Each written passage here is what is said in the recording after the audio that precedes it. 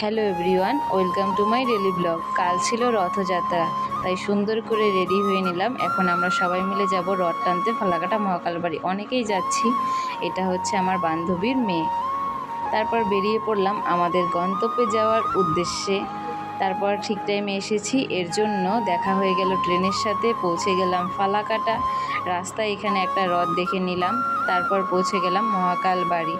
রথটা কত সুন্দর করে সাজিয়েছে, প্রায় অনেক লোক এসেছে, প্রচণ্ড ভিড় হয়েছিল।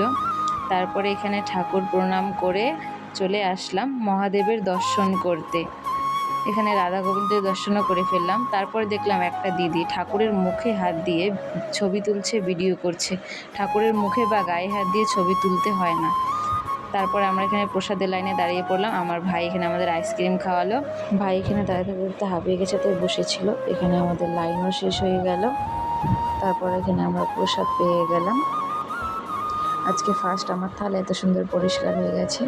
এখন রথ বের করা হবে, তাই সবাই এখানে দাঁড়িয়ে আছে।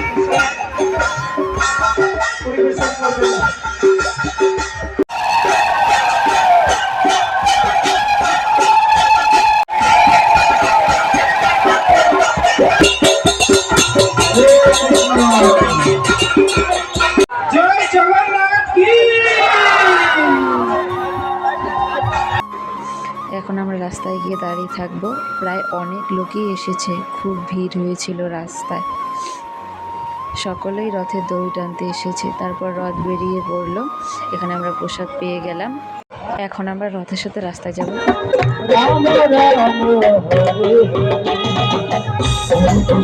তারপর এখানে মেলা বসেছিল, তাই আমরা একটু মেলায় ঘুরছিলাম। তারপর এখান থেকে আমরা দুটো জিনিস নিয়ে নিলাম। এদিকে আরও একটি রথ আসছিল, তাই রাস্তায় দাঁড়িয়েছিলাম। এখন আমরা বাড়ি যাই। টাটা, দেখা হচ্ছে নেক্সট ব্লগে। কেমন লাগলো জানিও।